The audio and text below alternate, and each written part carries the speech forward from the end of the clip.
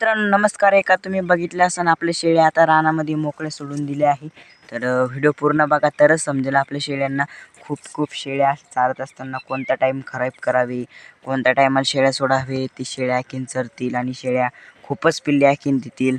अशा टायमाला शेळ्या मित्रांनो सोडल्या तर आपल्या शेळ्यांची दूध उत्पादन शिल्लक होते आणि वाढ बी शिल्लक होते. शेळ्या खूपच चरत असतात. टाईम ठराव केला तर शेळ्यामध्ये उत्पादन खूप आहे मित्रांनो, पण आपल्याला टाईम ठरवा लागणार आहे की शेळ्या कोणत्या टायमाला जास्त चरतील, कोणत्या टायमाला कमी चरतात आणि कोणत्या टायमाला सोडायच्या आणि कोणत्या टायमाला जास्त चारा खातात ते आपण आज व्हिडिओमध्ये पाहणार आहे. तर व्हिडिओ पूर्ण बघा, तरी स्किप न करता पुरा बघा. तर मित्रांनो मी शेळ्यांचे व्हिडिओ, रान ब्लॉग असे सगळे ब्लॉग घेऊन येत असतो. तर चला मग आता व्हिडिओचा मुद्दा. तर चला मग मित्रांनो आपण जाऊ आता शेळ्याकडे.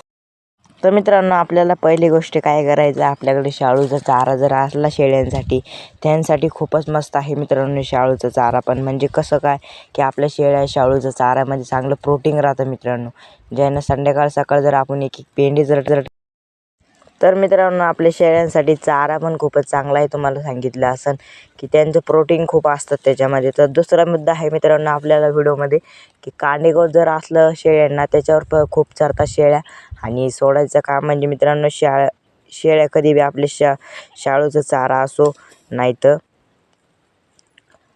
सरकीचा पाला असो. सरकीच्या पाल्यानं बी खूप मित्रांनो एवढं खाऊ घालायचं नाही की सरकीच्या पाल्यावरती रोपटं असलेले ते रोपटं आपल्या शेळ्यांवरती थोडंफार दुखणं आणत असतं. तर मित्रांनो उन्हाळ्यामध्ये काही एवढा पाला राहत नसतं, तर आपण चारू शकतो शेळ्या पाल्यामध्ये. तर दुसरी गोष्ट आहे मित्रांनो आपली शेळ्यांची की आपण कोणत्या टायमाला सोडायला पाहिजे.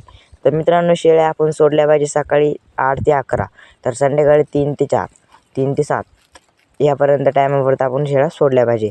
तर कसं काय मित्रांनो तुम्ही म्हणता असं कसं काय. तर मित्रांनो पहिली गोष्ट आपल्या शेळ्यांना पहिले 1-2 घंटे चरायचा मोडच नसतो. तर आपले शेळी 4ला चांगलं चारतात, म्हणजे 3ला सोडल्या ते 4पर्यंत येडे ह्यांगे करत असतात. तर 4पासून जर सोडल्या तर आपल्या 3पर्यंत म्हणजे 7पर्यंत आभाशी शेळ्या चरून देईल, मी गॅरंटी देतो. तर चला मग भेटू एका नवीन व्हिडिओमध्ये. जय हिंद, जय महाराष्ट्र. तर दुसऱ्या ब्लॉगमध्ये कंटिन्यू करत राहा. जय हिंद, जय महाराष्ट्र.